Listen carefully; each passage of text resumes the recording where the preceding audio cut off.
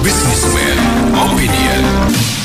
Mitra Bisnis, anggota Komisi 3 DPR RI Yanwar Arif Wibowo menyebut kebijakan amnesti dan abolisi dapat menjadi solusi atas persoalan kelebihan kapasitas pada penjara-penjara di Indonesia. Menurutnya, lapas di Indonesia telah melebihi kapasitas hingga 2 kali lipat dan kondisi ini memerlukan langkah cepat dan strategis. Apa komentar Anda? Nih, kalau alasannya kan nggak masuk logika ya. Bikin penjara itu kan gampang itu. Gampang, sangat gampang lah. Kalau masalah urusan penuh itu gampang. Yang penting ada kemauan. Masalahnya kan, ini kan aib negara. Aib negara itu seolah-olah itu koruptor itu jadi tontonan. Itu kan, yang waras juga ikut malu gitu. Mestinya kan ini biar negara selesai dengan korupsi, kan itu gimana caranya, itu kan yang dipikirkan. Mungkin nih usulan saya itu undang-undangnya itu kan kita ngurus perizinan itu walaupun sesuai prosedur. Kalau nggak ngasih uang itu kan berkasnya nggak bakalan dikasih walaupun udah selesai. Itu mestinya itu yang minta uang itu yang di penjara, yang seperti kita kan korban dari pungut liar, mestinya dilindungi. Jadi nanti koruptor agak berkurang. Karena apa? Kayak kita mau lapor nggak takut. Gitu. Kalau sekarang lapor kan, lu lapor, gua nggak diapa-apain, tapi nanti punya izin saat proses, malah kita kerjanya terbengkelai, kan betul masalahnya. Makasih. Yang bicara tuh orang anggota legislatif Mbak, sama aja ya. Iya, aduh saya prihatin sekali Mbak dengan anggota dewan kita sekarang ini. Ini pikir terlalu dangkal sih Mbak ya. Bahkan mungkin cara berpikir seperti itu mungkin maaf ya, soal kelulusan CK pun sudah bisa menjadi anggota legislatif Mbak kalau bicara ini Mbak. Kalau ingin supaya penuh itu bukan dengan membebaskan maling, itu sama aja. Perbanyak kejahatan di NKRI namanya. Kalau pengen penjara penuh itu kayak para napi-napi yang sudah dijatuhi vonis hukuman mati itu langsung aja eksekusi Mbak. Saya itu di Cipinang itu Mbak ya. Itu saya tuh pernah lihat Mbak ya, itu 20%. Itu mereka ini adalah napi yang sudah dihukum mati. Napi dengan hukuman mati. Tapi sudah ada 10 tahun, bahkan sudah ada yang 15 tahun belum ada eksekusi sama sekali dan masih dibiarkan hidup di Pinang itu, Pak. Jadi mungkin salah satu yang kepadatan penduduk di penjara itu ya itu tadi, Pak, percepat hukuman mati. Terutama secara koruptor loh, Mbak, itu benar-benar suatu parasit bagi negara, Mbak, koruptor itu. Dan yang kedua juga kalau ingin penjara nggak penuh tuh caranya itu tadi, selain jangan korupsi, ganti aja Mbak pejabat yang nggak kompeten dalam dalam melaksanakan tugasnya, baik itu menteri ataupun anggota-anggota ya, termasuk ini anggota dewan yang ngomong tadi itu Mbak yang minta dibebaskan maling itu juga perlu dipecat tuh, kalau perlu diganti aja sekalian dengan yang lain Mbak. Supaya Indonesia ini benar-benar bersih, bukan cuma pola berpikir ya, tapi dari orang-orang seperti dia juga gitu Mbak. Ya, kemarin itu dikasih, itu kan nuansanya politik karena kan dia pakai persetujuan DPR ya. Kan harusnya kan Mahkamah Agung atau Mahkamah Agung ya harusnya ya. Jadi nuansa politiknya terasa gitu. Dan alasannya itu kayaknya nggak masuk, kurang ya. Maksudnya yang diampuni itu kenapa? Apakah dia ada berjasa bagi bangsa dan negara atau gimana? Jadi baru diampuni. Kalau ini kan alasannya menjaga kayak situasi tetap aman. Situasi tetap aman kok, yang salah dibiarin gitu kan. Jadi istilahnya ya motifnya itu dasarnya kurang potas kalau buat negara gitu loh. Nah kalau menurut saya udah itu kayak anggaran untuk kepolisian kan 100 triliun lebih ya, 120 ya kalau nggak salah tahun ini. Tahun depan nggak tahu berapa tuh. Nah, saya kalau dibilang nggak ada duit itu kan TNI sama Polri itu yang paling gede anggarannya. Kalau alasannya cuma buat udah nggak ini, itu duit sebanyak itu dipakai buat apa gitu. Sementara penegakan hukum aja ya harus viral dulu, ya kan, rakyat kecil ya tetap aja ditekan gitu loh. Pelanggaran-pelanggaran yang dilakukan aparat juga nggak apa ya, dimaafkan gitu loh. Ada aplikasi di handnya dibilang dimaafkan, disuruh apa, push up begitu loh. Coba kalau rakyat biasa gitu, itu udah bisa diperes kan. Nah makanya menurut saya alasan jangan dibuat-buat lah gitu loh. Kalau misalnya memang mau bener niatnya bener, ya itu perampasan aset. Itu aja, pasti kita semua itu bakal mulai ada keyakinan. Nah, kalau nggak ada, ya itu kan cuma alasan yang dicari-cari gitu aja sih, Manita. Makasih. Nah, gini ya, saya nanggepin kebijakan-kebijakan yang sangat-sangat menyengsarakan rakyat ini. Saya cuma satu kata. Dulu pernah ya ada yang menanyakan, DPR ada yang tanya, coba kalau yang koar-koar bilang DPR PKI itu buktikan, ya kan. Nah, kebijakan-kebijakan inilah salah satu contoh ya. Ini bukan kebijakan DPR sih. Cuman tempo hari waktu itu ada yang DPR nanya, buktikan kalau ada DPR itu PKI. Ya. Jadi orang itu disebut apa? Karena apa? Karena perbuatannya. Contoh, disebut koruptor karena dia korupsi, disebut maling dia karena ngarong atau merampok. Nah, pelaku-pelaku itulah kalau disebut apa, disuruh buktikan status atau embel-embel atau ID statusnya nggak bisa, tapi dari perbuatannya sangat nyata. Nah, makanya itu kebijakan-kebijakan yang sekiranya menyengsarakan rakyat, tidak pro rakyat, justru menghisap darah rakyat pelan-pelan, itu salah satu kebijakan-kebijakan PKI. Kalau ingin tahu, ini diberantas dan ditumpas habis. Mereka sebenarnya itu PKI berdasi yang apa namanya itu, yang membuat kebijakan-kebijakan yang memeras rakyat dijadikan objek perasan gitu. Nah, kalau membayar wajah sewajarnya masih oke lah. Tapi negara Arab aja yang apa istilahnya, yang sumber daya alamnya minyak doang, itu bisa membebaskan pajak mereka, masyarakatnya ya di sana. Kemudian rumah sakit gratis, sekolah gratis. Indonesia kurang apa? Minyak, timah, nikel, emas, apa? Nggak ada di sini. Semuanya ada. Air laut aja diekspor. Coba, kurang apa? Nah, karena penjajah kita sebenarnya bukan orang asing, tapi memang pribumi yang penjilat pengusaha, penjilat mereka-mereka yang ingin memanfaatkan sumber daya alam Indonesia.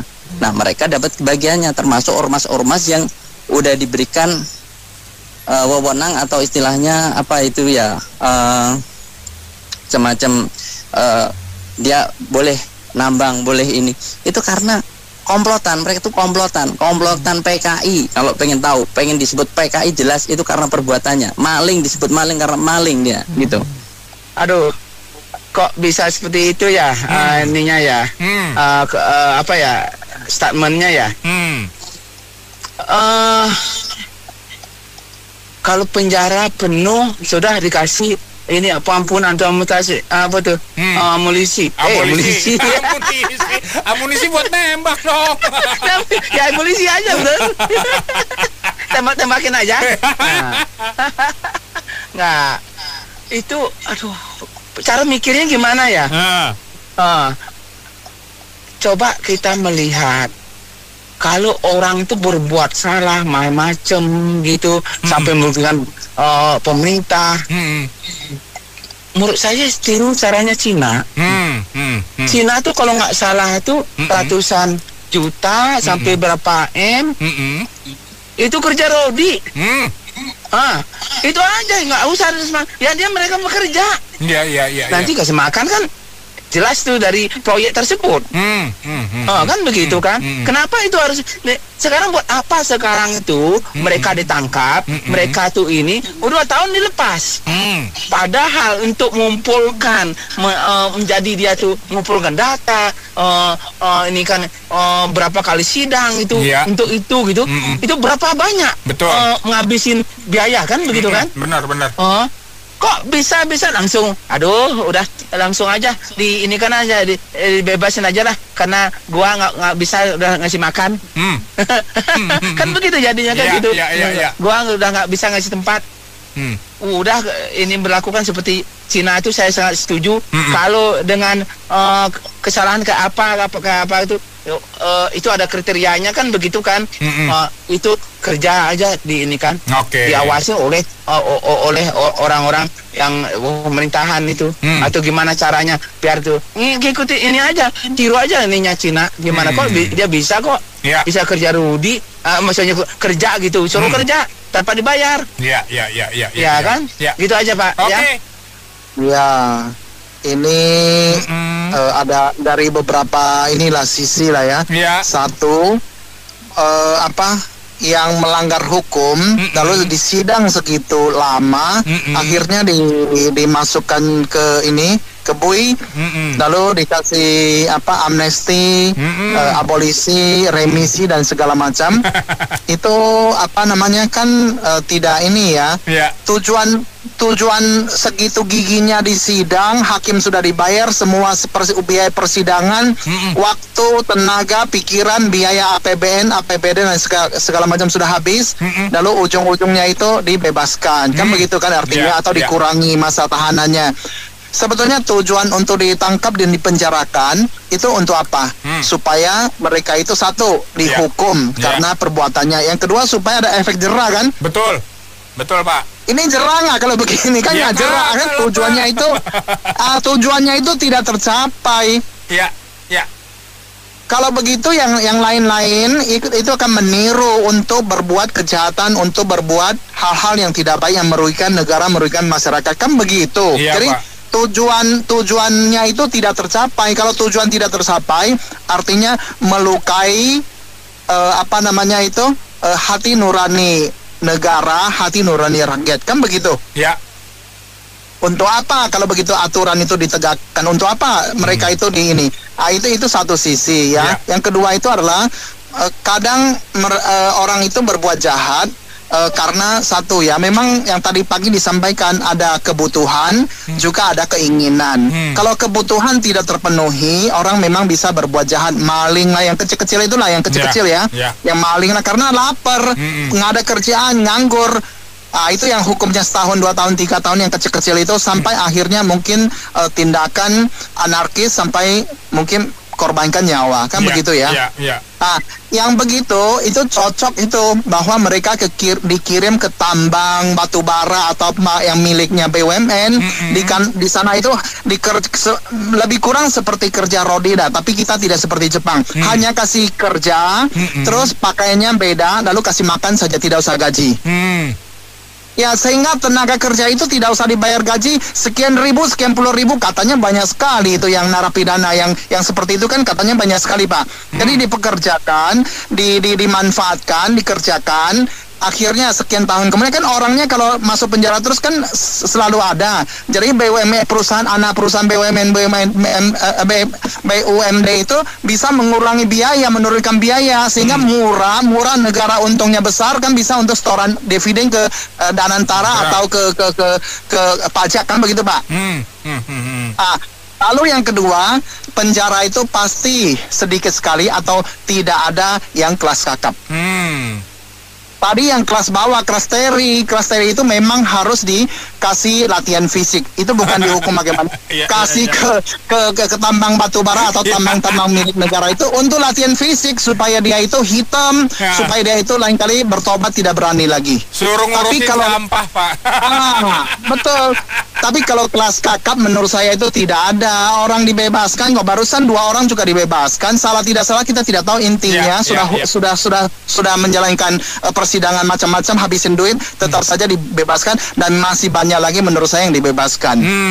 Jadi menurut saya ini agak rancu. Kita tidak tahu negara ini, pemerintah itu maunya seperti apa. Nah, kalau masalah terlalu penuh, tidak mampu menghidupi, tidak mampu kasih makan mereka, caranya yang paling banyak, porsi paling banyak pasti yang kelas teri yang itu, maka dikirim seperti itu saja, ya kan? Sehingga mereka itu bisa membantu negara, bisa membersihkan, bekerja, bermanfaat, lalu dia juga ada ininya, merasa dihormati.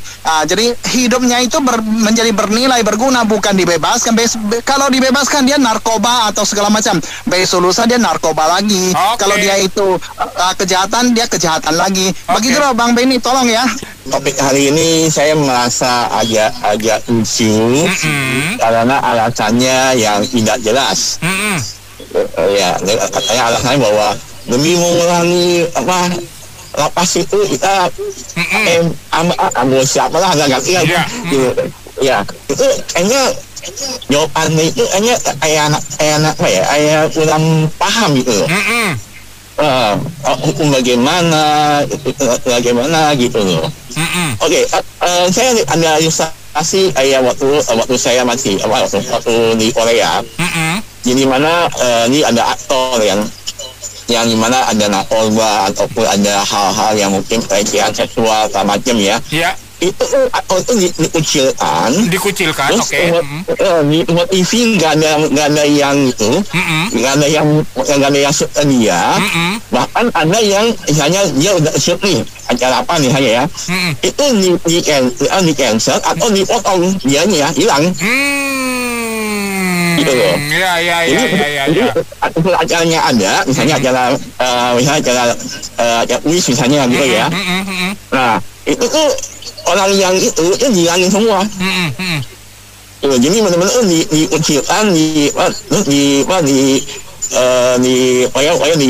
ya pokoknya dia di blok gitu kan Pak, istilahnya gitu ya. Jalan-jalan ke Palembang makan otak-otak. Cakep. Itu anggota DPR tidak punya otak.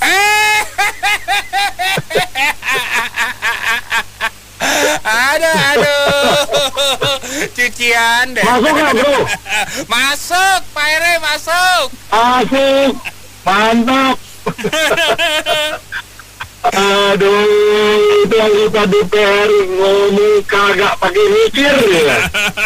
Aduh, masa buat supaya penjara jadi dia bilang supaya penjara jadi tidak mengurangi over aduh, minta ampun deh. Itu anggota DPR. Gua jadi ingat dulu, mungkin tahu ya yang namanya almarhum Baharudin Lopa. Itu kalau nggak salah waktu itu beliau adalah Menkumham. Yang paling tegas. Yang paling tegas. Kemudian kalau hakim almarhum Artijo. Kalau udah yang namanya kalau yang udah namanya pidana korupsi, udah deh. Nggak ada yang, kalau kebetulan dihandle sama beliau sih, jaksa tuntut 10 tahun sama dia jadi 30 tahun gitu. Benar, tamat riwayat para koruptor. Kalau mau banding itu pasti tambah naik gitu. Tetapi kan sekarang kan kita kekurangan orang-orang yang bersih, ya kan, seperti ini yang tegas. Yang ada anggota DPR juga ngomongnya kayak begini, kan repot kita bro. Yang bener, oke lah, nggak sanggup bikin penjara yang baru, itu ruangan penjara dikecilin aja soalnya. Tadinya satu sel muatnya 10 orang, kecilin, muatin 15 orang. Biar tidurnya pada berdiri. Tambah sesak aja, Itu aja kok repot. Iya, supaya mudah, iya kan. Entah ini bro, kita harus suarakan. Kan kita sepakat di Indonesia itu, kita sepakat ada beberapa kriminal yang dianggap sebagai extraordinary kriminal. Antara lain narkoba, korupsi, kemudian juga dan terorisme, korupsi. Nah, jenis-jenis yang hukuman yang udah keras, udah masuk penjara, yang jenis hukuman ini sebenarnya mereka itu bukan tidak memperhatikan HAM. Mereka itu sebenarnya tidak hak lagi untuk diberikan remisi-remisi yang entah namanya apapun juga, maupun pada saat 17 Agustus. Karena ini sudah masuk kepada extraordinary crime. Iya kan? Yang jenis hukuman ini harusnya benar-benar hukuman seberat-beratnya, membuat efek jerah bukan hanya kepada mereka, tetapi kepada orang lain juga, terutama pejabat-pejabat. Itu yang kita mau, ya nggak bro? Bukan sekarang udah tahu yang dilakukan korupsi, udah dilakukan narkoba, dikasih pula. Mendingan yang malaknya mah udahlah, malikanya lu kasih lah udah. Dengan kalau yang seperti gini yang udah merugikan rakyat Indonesia begitu banyak, kalau kasih lagi ya repot juga kita dengar gini. Anggota DPR kasih itu pula. Jadi saya pikir gini aja lah bro, kita sama-sama berseru, tidak punya otak mereka. Yang over apa nih Bung Ben? Yang over apanya? Penjaranya katanya. Disebabkan kenapa over limit? Banyak banditnya. Iya, banyak banditnya. Over limit ya disebabkan karena ada apa? Ada keputusan. Adanya abolisi amnesti dikeluarkan oleh Presiden kita Republik Indonesia. Itu tidak becusan penegak hukum kita. Dan kita lihat kan, ditonton kita semua, kita tontonkan semua itu. Pembantu-pembantunya juga kayak begitu sampai detik ini. Kinerjanya nggak ada, yang ambil alih semuanya presiden. Sampai pengadilan pun sekarang ini presiden yang ambil alih keputusan. Harusnya tidak, kalau kinerja mereka benar-benar baik. Jadi introspeksi dirilah. Bekerjalah untuk rakyat ini. Setuju Pak, setuju. Ya nggak? Keadilan ditegakkan. Jangan hanya segelintir manusia yang punya wewenang, semau-maunya mereka mengendalikan itu penegak hukum kita. Kasihan founding father kita. Mereka berjuang itu nyawa taruhannya. Kok begitu Indonesia sudah kayak begini? Segelintir manusia begitu naik langsung, nggak ada yang bisa mengendalikan, hanya dia saja. Jadi kembali lagi saya bilang, ketidakbecusan penegak hukum kita semuanya. Bapak Presiden kita ini yang mengendalikan semuanya, keputusan-keputusan dari pembantu-pembantunya sampai penegak hukum, hakim-hakimnya. Begitu saja Bung Ben. Buat tambahin mikir gitu loh, ya enggak? Kalau penjara penuh artinya hukumanmu tuh ada yang nggak beres. Lu kalau DPR bikin undang-undangnya koruptor hukum mati, itu kan fungsinya DPR, betul nggak? Iya benar. Bikin undang-undang bandar narkoba hukum mati, ya nggak? Pemerkosaan, pelecehan anak, pembunuhan, hukum mati langsung, ya nggak? Takut nggak orang di penjara? Takut. Ya nggak? Efek jerah terjadi. Mau bikin kriminal, mikir, ya nggak? Lah ini anggota DPR kita oknum apa gimana kok nggak pakai otak ya? Lu kalau ngomong begini orang kagak ada yang takut di penjara, enggak? Kalau perlu bikin penjara angker, ya nggak? Lu bikin tuh penjara yang orang tuh kalau masuk gemeteran, enggak? Iya, benar. Kan banyak tuh, enggak? Jadi mikir orang kalau bikin jahat tuh itu, gitu loh, enggak? Jangan lu ngomong begini kan ngaco. Lagian ya, bukan ngomong yang namanya remisi segala macam itu kan pakai duit bro, enggak? Benar. Kita juga tahu, enggak? Berarti kita sendiri memelihara budaya korup dengan yang namanya remisi, karena itu kan permainan oknum kalapas, betul nggak bro? Lah kita pelihara terus hal yang paling gue tentang hari ini bro. Gue paling nggak setuju apa? 2/3 masa hukuman bisa lolos, bisa lepas. Gila nggak itu? Lu jalani 10 tahun, jalan 2/3 lu bisa lepas, kan otaknya di mana ya bro ya? Hukum mati, hukum tegas, hukum keras, penjara menakutkan. Orang jadi mikir kalau perlu itu, enggak. Langsung enggak. Yang koruptor matiin dulu, enggak. Ya kan, kalau lu begitu negara tertib bersih, bener nggak? Iya.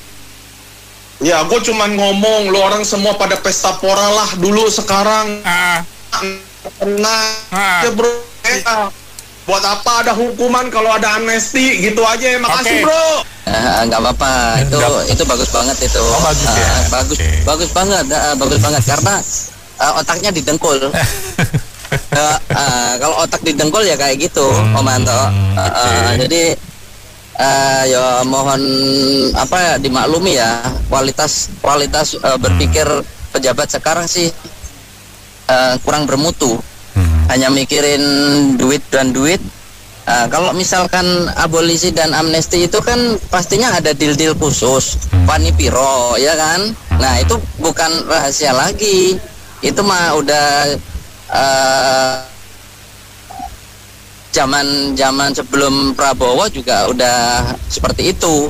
Apalagi negara ini carut marut ya, itu sejak dipegang oleh ini tukang kayu. Nah awalnya tukang kayu tuh lama-lama jadi tukang ibul, tukang bohong. Nah ya kan, nah jadinya negara ini hancur kalau dipegang oleh orang yang tidak berkualitas atau tidak mengerti ilmunya. Makanya tunggu kehancurannya itu udah ada tuh dalilnya tuh. Saya berpikir kalau ke depan ini Prabowo tidak ada perubahan, sebaiknya menurut saya ya dilengserkan saja, termasuk juga si wapresnya itu, karena negara ini bukan untuk ajang mereka cari dana pengembalian kampanye dulu ya, dengan cara mengabolisi saya setuju sekali kalau mereka itu dikasih amunisi aja. Amunisi bukan amnesti ya? Iya, bukan amnesti tapi dikasih amunisi. Ya, terutama koruptor ya. Terus kalau anggota DPR yang punya ide itu ya boleh-boleh aja, namanya juga ide ya. Tapi itu seperti ini ya, seperti saya ingat orang-orang yang macam itu sepertinya mungkin keturunan anak PKI dulu kayaknya ini anggota DPR itu. Makanya pikirannya sangat ringan sekali kan, dan abolisi itu hanya berlaku buat mereka teman-temannya ya, artinya kelompok atau gerombolannya itu. Kalau memang gerombolan ya dibikin mudah, tapi coba yang nyuri ayam kelaparan, nyuri orang miskin gitu ya, itu pasti tajam banget itu, tajam banget hukumannya. Tapi begitu dengan yang mereka koruptor itu dangkal banget. Makanya ya saya pikir nggak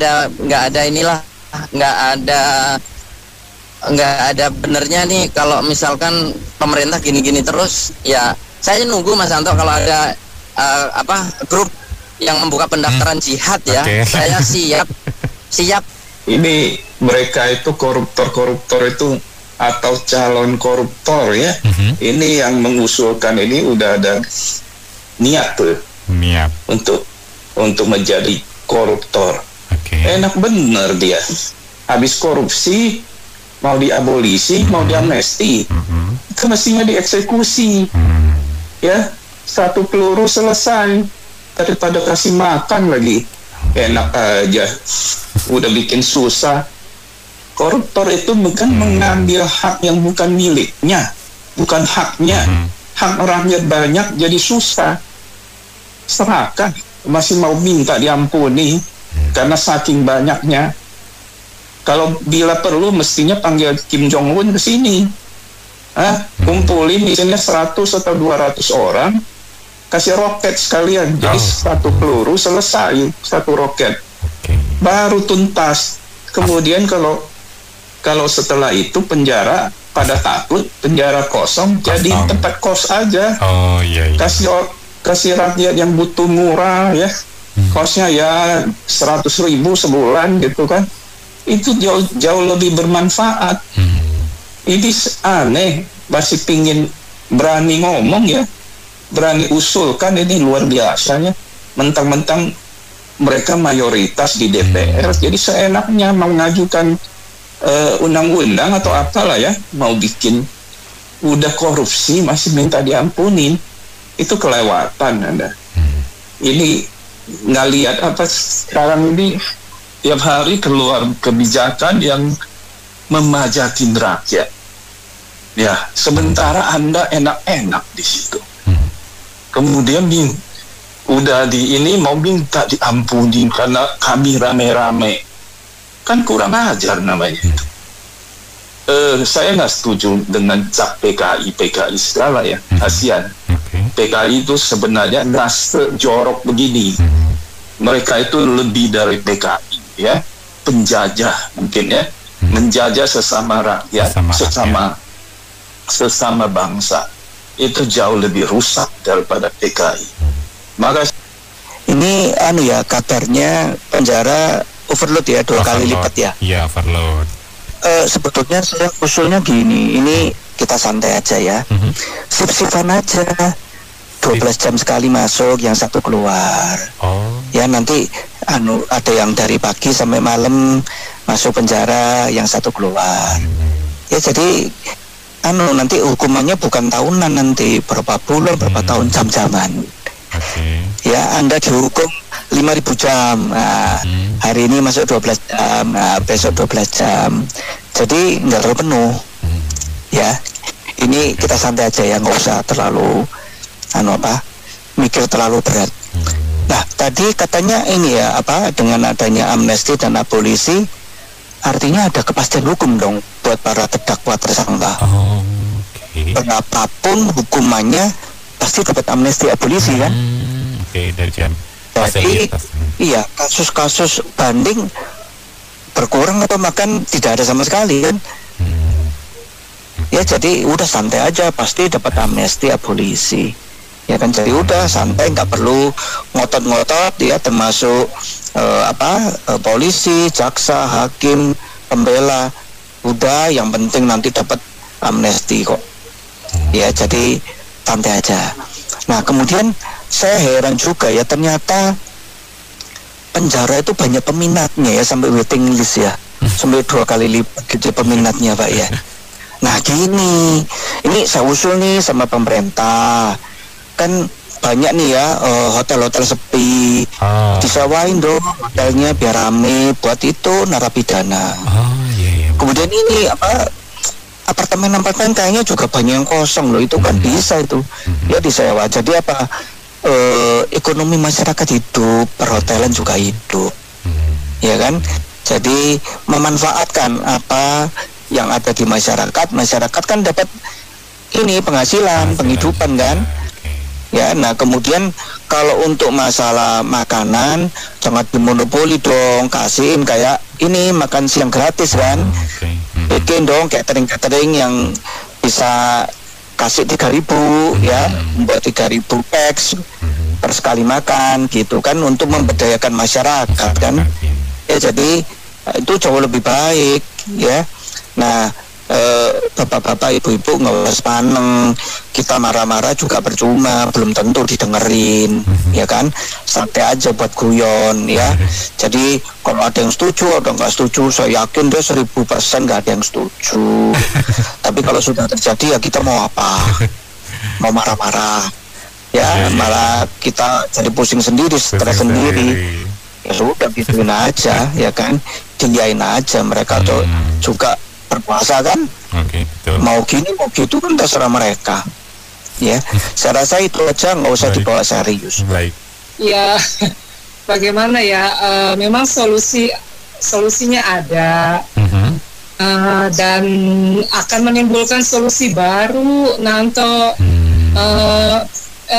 Solusi dari mana? Mau sewa, mau dikasih hotel yang sepi, bagus juga sih. Belum tanah yang terlantar kan bisa digunakan. Kalau alasannya katanya lapasnya sudah penuh gitu. Dengan pengertian kan sekarang jumlahnya sudah 2 kali lipat ya. Jadi ya sebenarnya sih di negara lain juga, terutama negara yang yang sampai 3 kali lipat gitu. Jadi bukan alasan lah istilahnya untuk memberikan abolisi dan amnesti. Lagi pula ada yang usul koruptor hukuman mati ya terlalu keras lah.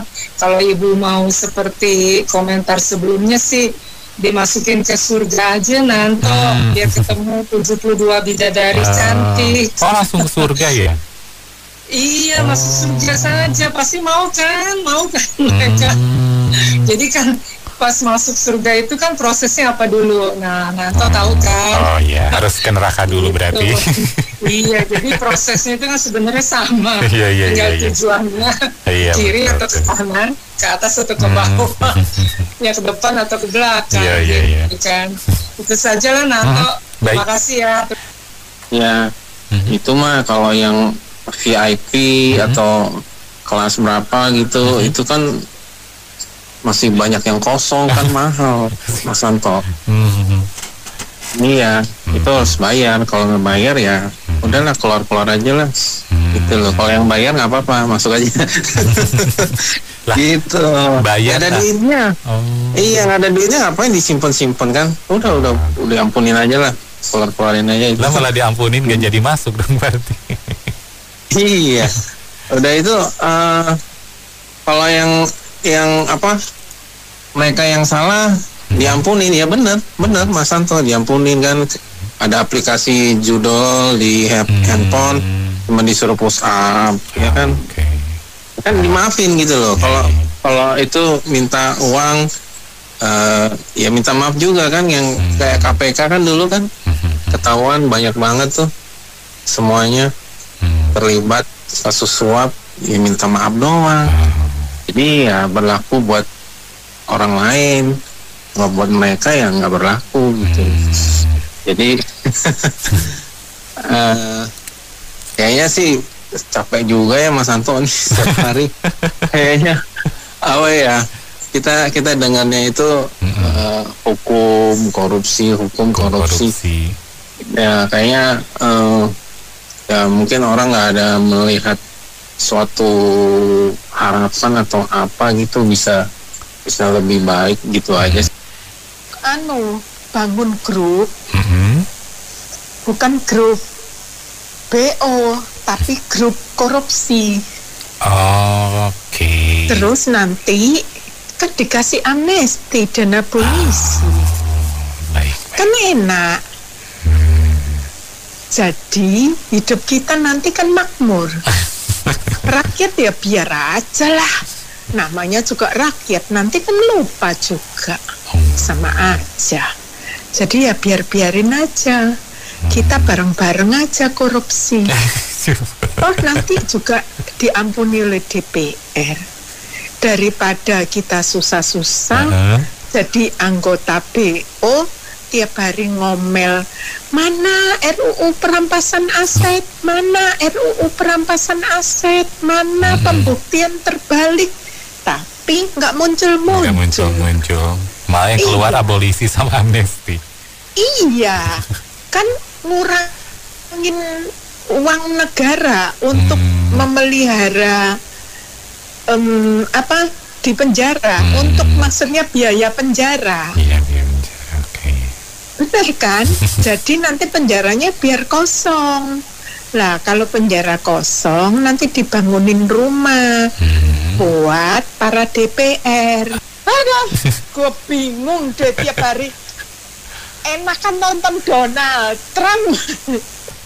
Ya kalau rakyat udah sadar semuanya, nggak bela koruptor ya. DPR-nya yang dipenjarain semua, politisinya yang dipenjarain semuanya, habis. Masa kalau si presiden minta undang-undang perampasan aset ditolak sama DPR, ditolak sama ketua partai, tapi Kalau untuk pengampunan koruptor langsung disetujui, nggak usah pakai lama-lama. Terus apalagi yang akan dibicarakan daripada harus bangun penjara lagi karena nggak cukup. Terus nanti rakyat ngomel katanya gini, kurangin aja tuh jatah menterinya jadi 54 aja atau 40. Nanti kan rugi politisinya. Ya mereka kan pasti nggak mau kalau bangun penjara terus harus ngurangin jatah menteri. Nanti terus bayarnya pakai apa kampanyenya untuk 2029? Oke. Udah tahu jawabannya. Berarti bisa otomatis ya Bu ya? Otomatis jadi nanti tidak ada komplek perumahan DPR tapi komplek penjara DPR. Oke. Makasih Bu Anto. Iya, jadi kalau dari ini Pak Yanuar dari Partai PKS ya, yang ngomong begitu ya. Iya, jadi ini salah satu partai yang anggota DPR yang menyatakan melegalkan kalau melakukan korupsi, ya kan, pencurian apa segala macam itu, bahwa intinya kejahatan itu dilegalkan secara nggak langsung, nanti pasti akan diabolisi atau diamnesti itu.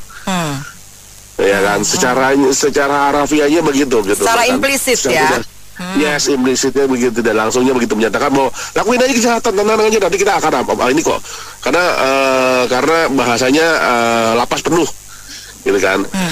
Logikanya di mana-mana orang kita aja kalau tempat tinggal penuh dibangun landed house, bangunnya rumah susun kan.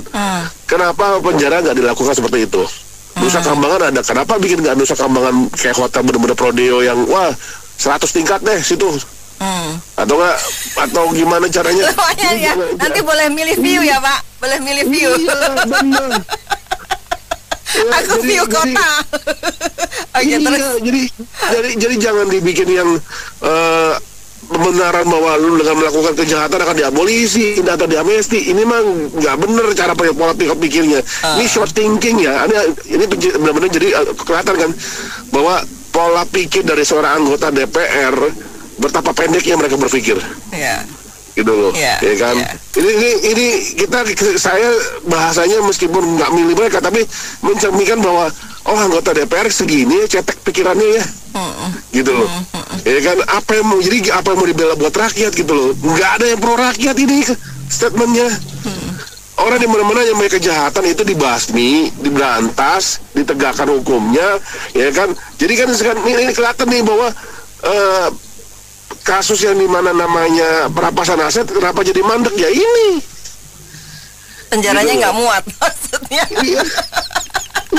Nunggu kosong dulu. Fully book. Makanya kenapa yang sifatnya memang itu urgent, ya kan. Pulau kan ada tuh di Pulau Seribu atau di Pulau Nusa Kambangan atau apa kan, bangun lah situ. Betul nggak kurang, Indonesia nggak kurang pulau ya Pak. Ya, daripada cuman bahasanya dijual-jualin, kenapa nggak taruh situ, biar survival situ, lo hidup syukur, nggak mati syukur gitu loh. Kejamnya dirimu. Iya, sekalian Bu, gitu kan. Mereka korupsi juga, bahasanya mereka yang korupsi, ya kan. Apakah mereka mikirin rakyat? Enggak, mikirin cuma kantong sendiri sama keturunannya doang. Kenapa nggak dimiskinkan? Itu masih jadi sebenarnya apa sih yang dilakukan pemerintah itu di belakang bertolak belakang, kontradiksi sama mensejahterakan kehidupan rakyat. Jauh dari ekspektasi yang kita harapkan, gitu loh. Ya, oke. Itu dia menurut saya. Siap. Sebenarnya alasan penjara penuh itu akal-akalan menurut saya. Kalau memang penuh ya, kalau yang banyak yang berbuat pidana berat, hukum mati ya mati-matiin aja ya. Bukan kejam nih Kak ya. Ya, sesuai dengan hukum dan tingkat kesalahan mereka kan gitu ya Pak. Betul. Karena kalau gitu semua orang berbuat kriminal, apalagi korupsi itu ya penuh terus lah. Sekarang saya berbuat kriminal, masuk penjara tuh juga dikeluarin lagi, orang penuh penjaranya, ya nggak? Berarti gini, tenang aja, kita nunggu penuh, nanti bebas gitu dong. Betul banget. Parah sih benar menurut saya. Jadi sebenarnya ya kalau bikinnya penjara taruh di Papua kan ada itu apa namanya? KKB ya. Iya, taruh mana gitu. Jadi gimana negara kita ini mau berubah ya kalau sebenarnya kembali lagi ke ya pemimpin negara kita ini yang menurut saya kurang baik ya. Mungkin harus kita berbuat juga sih. Opini ini bagus banget. Cuman kayak gregetan gitu dengarnya tiap hari. sampai yuk kita bikin sesuatu yang berguna dengan bergerak selain beropini, gimana? Setuju sekali. Nanti sampai pada titik itu pasti ya Bapak ya. Betul, karena nanti akumulasi ini bahaya gitu loh. Ngeri kan? Ngeri loh. Sayang kan sama Indonesia, sayang. Oke, kalau saya sih melihatnya gini, saya punya dua persepsi berpikir ya gini. Pertama saya melihatnya Bapak Dewan ini agak ya gimana ya saya mengambil kesimpulan dari hal yang sebenarnya tidak tepat. Artinya gini, dia menganggap bahwa amnesti abolisi ini mestinya bisa mengurangi orang yang kapasitas penjara gitu ya. Tapi dia tidak berpikir bahwa sebenarnya ada masalah nih di negara kita ini. Pertama, mungkin memang jumlah penjaranya kurang, ataukah penjahatnya banyak. Nah, itu dia. Penjahatnya makin banyak kan? Ya, penjahat ini makin banyak sehingga harus ditangani berdasarkan penyebabnya. Kalau penjahatnya yang makin banyak, berarti dilakukan pencegahan melakukan kejahatan atau memperbaiki mentalitas dan faktor-faktor yang mempengaruhi kejahatan itu sendiri. Salah satunya adalah faktor kemiskinan. Kemiskinan itu meningkatkan kejahatan. Kenapa? Keterpaksaan kan sebenarnya kan. Nah, itu pertama. Yang kedua, faktor yang kedua, memang kapasitas penjaranya yang kurang, harus bangun yang baru. Lah, masalahnya nanda ada, nggak masalah, tapi paling tidak harus dipikirkan wah ini harus masuk dalam planning, harus bikin penjara baru. Nah, itu persepsi pertama. Yang persepsi kedua, kalau saya melihat bahwa mungkin juga anggota dewan ini mau nyindir Pak Prabowo, ya udah supaya tidak pusing-pusing kita menanganin masalah penjahat, lu kasih bebas aja seperti penjahat para Tom Lembong dan Hasto lu lepasin, ya udah lepasin aja semua gitu lo, koruptor biarin aja. Setelah ditangkap diproses, hukumnya sudah jelas, sudah kasih abolisi aja, kasih amnesti aja, beres lah urusan kan. Nggak usah mikirin lagi makannya bagaimana di penjara, nggak usah pusing, selesai urusan. Lah ini kan simplicity banget, artinya menyimpulkan banget masalah ini. Ini saya nggak tahu harus seperti apa, karena menurut saya kita ini berada dalam situasi atau siklus, dalam kondisi siklus negara ini yang kelihatan baik-baik saja, tapi sebenarnya banyak hal yang menurut saya aneh banget ini. Cara berpikir itu jadi aneh, kebijakan jadi aneh, dan tidak make sense gitu loh. Kenapa begini? Jadi banyak hal yang diputuskan secara ya sepihak aja. Tapi ya itulah Indonesia. Mau bagaimana? Selamat Hari Merdeka yang ke-80. Siap. Sebetulnya kan gampang aja ya. Itu koruptor itu duitnya kemana? Ya duitnya kita tarik untuk membangun rutan lagi. Ya kan? Nanti subsidi silang sama yang nyolong ayam. Ya dong. Jadi yang koruptor suruh bangun ruangan-ruangannya. Lagi itu kan mau dibikin pulau ya Pak? Nah iya makanya kan gampang sebetulnya. Kok alasan begini kok dijadiin membebaskan narapidana itu negara seperti mana? Mana ada sih negara yang begini? Coba deh pengen lihat saya negara mana gara-gara nggak punya uang terus narapidanya dibebaskan. Nah, terus uang-uang yang kemarin yang sitaan dan lain-lain terus dana dari smelter yang katanya 51% itu kemana? Iya kan? Coba deh kita pikirkan apa ya masuk akal. Kalau itu koruptor dilepas lagi ya makin parah lagi lah, bayangin aja. Sekian ribu koruptor dilepas. Terus dana kita malah habis dong. Bukannya kita ngambil duit dia.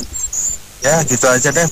Saya lihat ini anggota DPR ini statementnya itu, ini apakah karena udah nggak ada kerjaan, apa hanya slip of tongue atau apa? Statement ini statement kan sangat ini ya, sangat mencederai hati kita sebagai rakyat atau masyarakat yang memilih anggota DPR ini. Saya nggak tahu ini dari partai mana ya.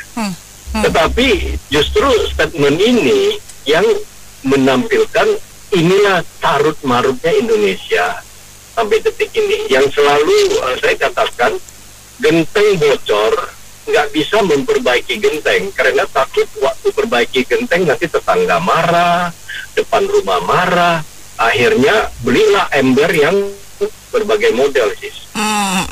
Itu yang terjadi karena pertimbangannya politik lah segala macam. Jadi kita sampai detik ini kita nggak melihat seorang pemimpin yang sungguh berani melakukan eksekusi untuk memperbaiki berbagai bidang yang udah parah, lantas meluruskan berbagai bidang pun yang baik. Kita harus melihat dari dua sisi ya, saya pikir. Infrastruktur semua juga memperlihatkan ada kemajuan, tetapi yang semakin memburuk yang berkaitan dengan revolusi mental itu terjadi terus. Dan inilah akar masalah kita, turunannya korupsi. Karena yang tadi dikatakan jumlah penjara nggak cukup, ini kan mau mengatakan bahwa 10% yang hitam ini terus berhasil mempengaruhi yang 80% yang abu-abu. Sementara kita di sini ada 10% yang putih, suara kita masih terus nggak sampai di telinga mereka.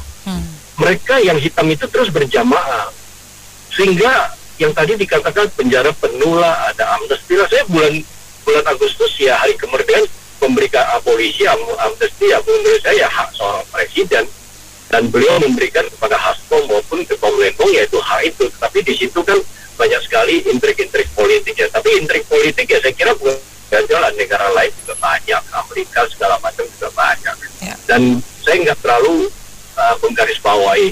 Tapi yang saya garisbawahi persoalan yang kalau DPR itu mengatakan penjara penuh sampai nggak memadai, itu kan artinya kriminal, entah koruptor, nggak apa, pokoknya yang terpidana itu semakin banyak.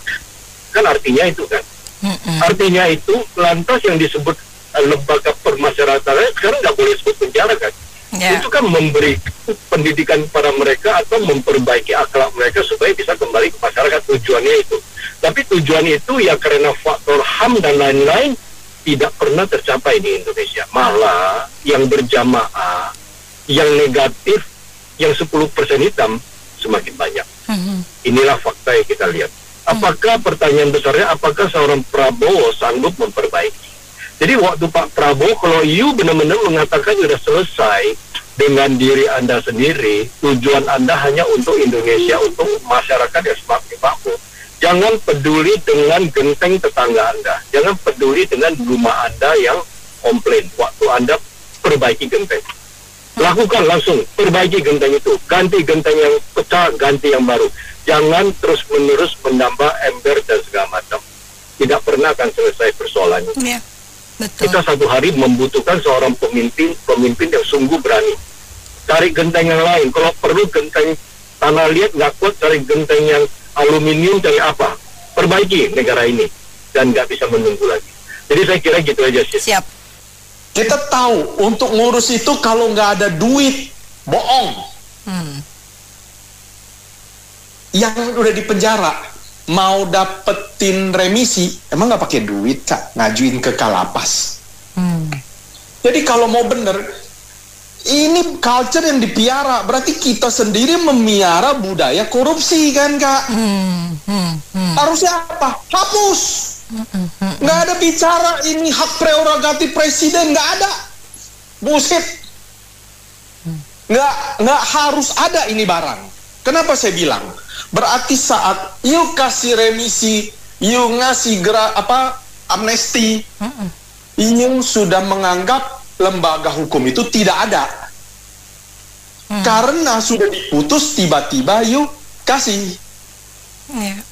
Mekanisme ngasihnya pun syarat korupsi kan Kak? Ivan, sebetulnya ada kriteria kan untuk seseorang berhak mendapat grasi, amnesti, abolisi. Negara kita itu bisa dibuat-buat Kak. Mau ngomong melekat, nggak ada itu. Saya bilang emang ini culture yang dipiara. Kalau namanya dia dihukum, hukum nggak ada tuh 2/3 boleh keluar. Betul nggak Kak? Mana ada sih once you diputus, you ingkrah, terus you bicara atas nama HAM. HAM apa? Hamburger tadi, ya nggak Kak? Iyo, kenapa bisa dipenjara? Karena you melanggar HAM sebelumnya, kan begitu Kak? Kurang lebih analoginya.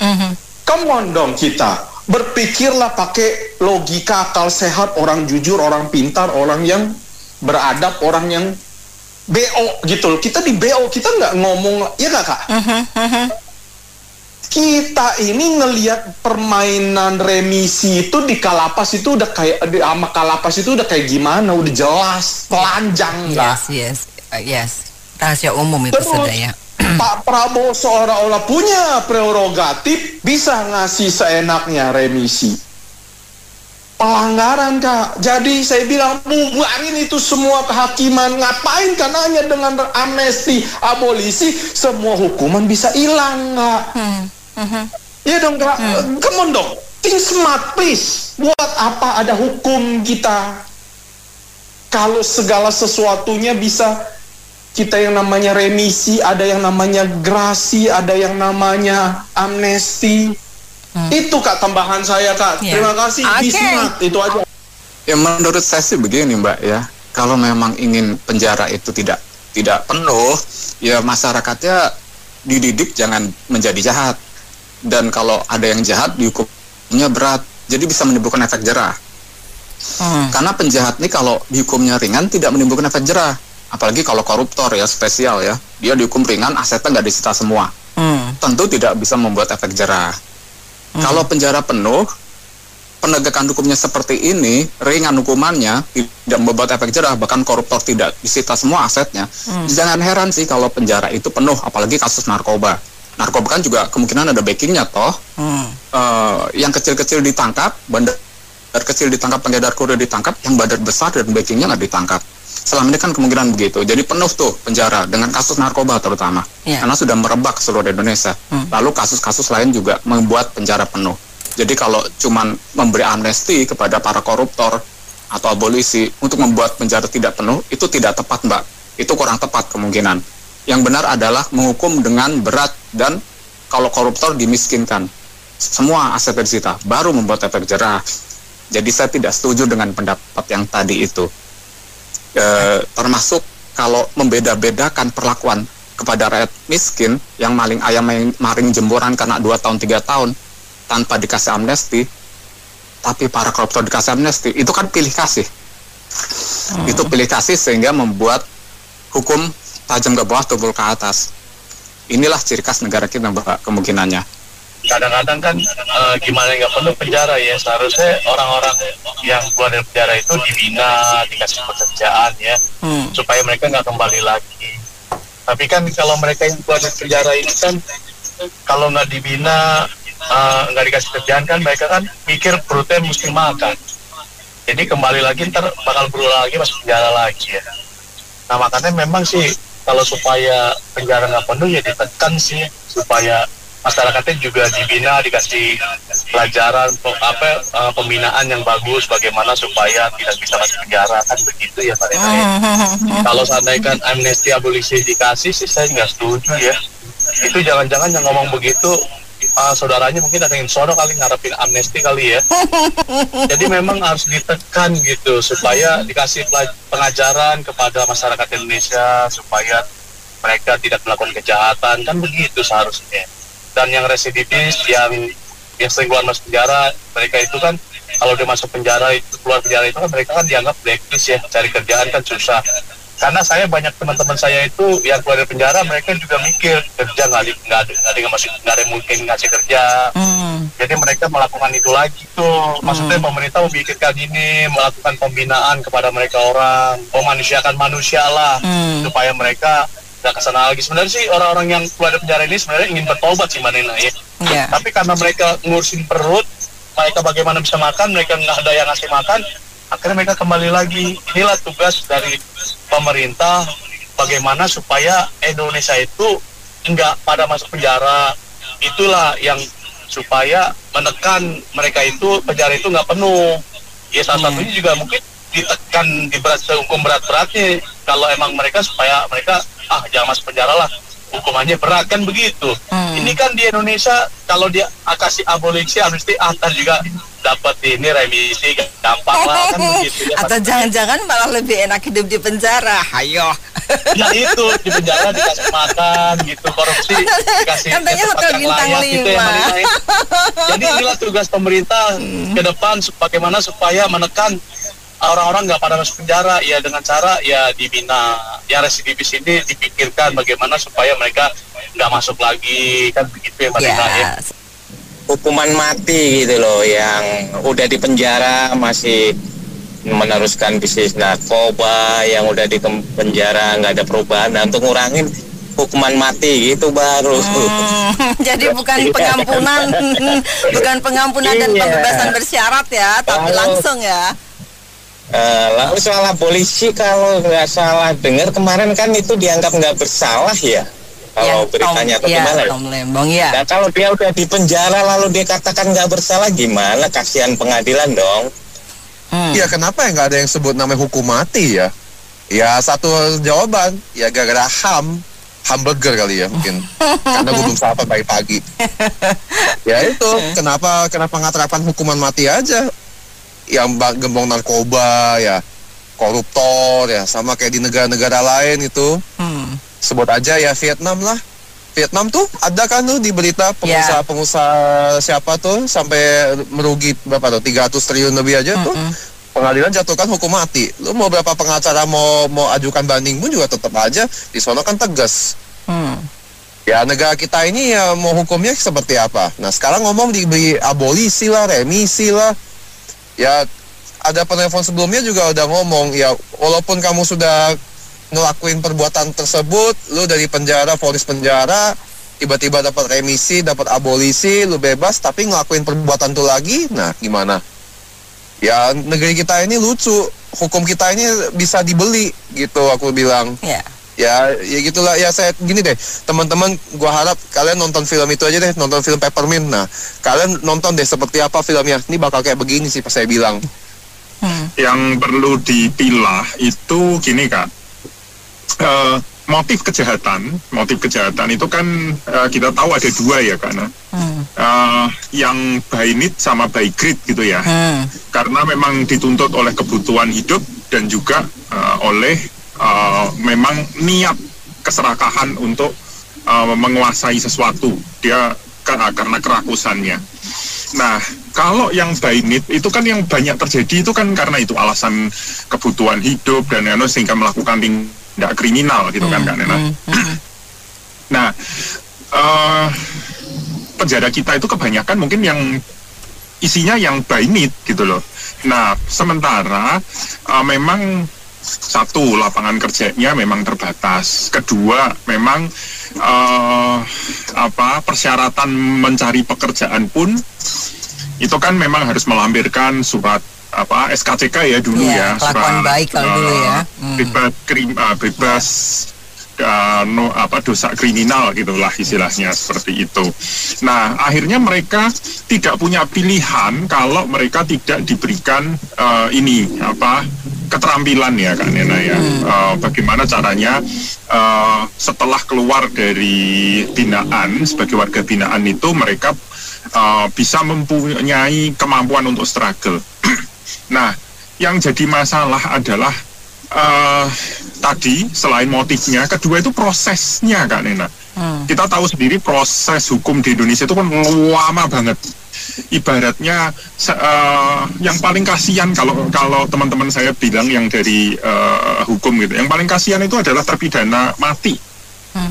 Terpidana mati. Hukumannya sudah inkrah misalnya, udah putus gitu kan. Dia kan memang masih berusaha untuk minta kasasi, bahkan minta gerasi gitu kan Kak Nena. Tapi itu prosesnya kan lama banget. Nah, nanti kalau toh misalnya ternyata juga ditolak semua, artinya itu kan ya ujung-ujungnya ya hukuman mati, tapi fisiknya juga sudah tanda petik terpenjara sekian lama gitu kan ya. Itu kan jadi kayak wah ini memang penegakan hukumnya seperti itu, prosesnya terlalu lama gitu loh, tidak segera eksekusi.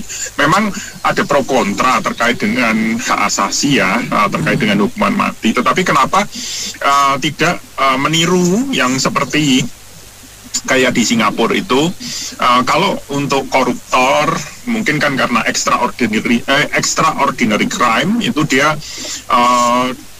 diberikan label lah istilahnya, ID-nya itu ditandain, terus dia akses ke layanan publiknya dibatasin, terus dia juga pokoknya semua serba nggak enak. Jadi kan, ada hukuman sosial ya.